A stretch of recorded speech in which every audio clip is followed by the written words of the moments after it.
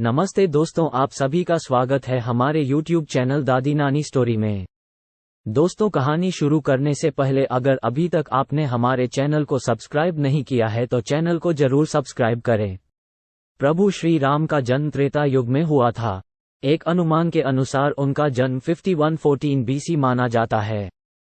कहते हैं जिसने धरती पर जन्म लिया है उसका मरण निश्चित है। भगवान श्री राम ने भी धरती पर मनुष्य के रूप में अवतार लिया था। कई जगहों पर राम जी की मृत्यु या बैकुंठ धाम जाने का अलग अलग वर्णन मिलता है। भगवान राम की मृत्यु के बारे में जो कथाएं मिलती हैं, उनमें से कुछ कथाएं इस प्रकार हैं। कहा जाता है कि जब माता सीता को अपने पवित्र होने का प्रामाणिकता सिद्ध करने के लिए कहा गया तो उन्होंने परीक्षा देकर अपने पवित्र होने का प्रमाण दिया, लेकिन इसके पश्चात सीता जी अपने दोनों पुत्रों कुश और लव को राम जी सौंप दिया और धरती माता ये कहा कि हे माता, मुझे अपने अंदर समा लीजिए। माता सीता जी के इतना कहते ही धरती फट गई और देखते ही देखते वह भूगर्भ में चली गई। सीता जी के इस तरह से चले जाने के कारण राम जी व्यथित हो उठे और यमराज की सहमति से सरयू नदी के तट पर गुप्तार घाट में राम जी ने जल समाधि ग्रहण कर ली।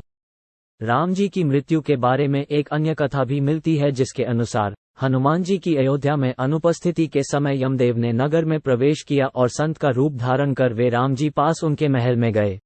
संत वेश धारण किए हुए यमदेव ने श्री राम से कहा कि हम दोनों के बीच की वार्ता गुप्त रहेगी। वे राम से एकांत में बात करना चाहते थे। यमराज जी ने राम जी के सामने ये शर्त रखी कि यदि हमारे वार्तालाप करत समय हमारे बीच कोई आया तो द्वारपाल को मृत्युदंड मिलेगा।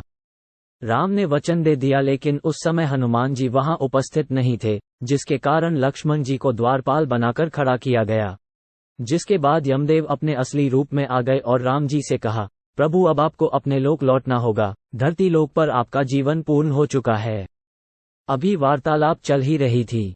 ऋषि दुर्वासा वहां पधारे और लक्ष्मण से द्वार के भीतर अंदर जाने की हट करने लगे।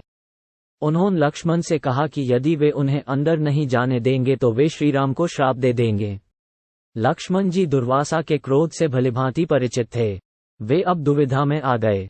आज्ञा का उल्लंघन करके ऋषि को अंदर जाने देते हैं तो मृत्युदंड मिलेगा, और अगर वे दुर्वासा को अंदर प्रवेश नहीं करने देते हैं तो ऐसे में प्रभु राम को श्राप दे देंगे, और अपने प्राणों की चिंता न करते हुए दुर्वासा को अंदर जाने की अनुमति दे दी।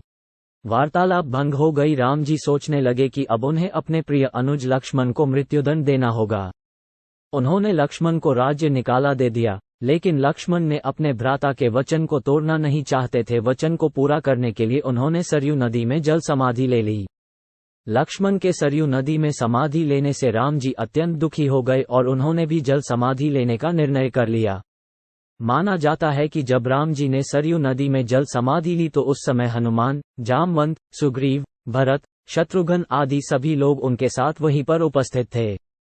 श्री राम जी के सरयू नदी के अंदर समाने के तत्पश्चात नदी के भीतर से भगवान विष्णु प्रकट हुए और उन्होंने अपने भक्तों को दर्शन दिए। इस प्रकार से राम जी ने अपना स्थूल रूप त्याग दिया और अपने वास्तविक स्वरूप अर्थात विष्णु जी का रूप धारण किया, और इस तरह से राम जी ने वैकुंठ धाम की ओर प्रस्थान किया।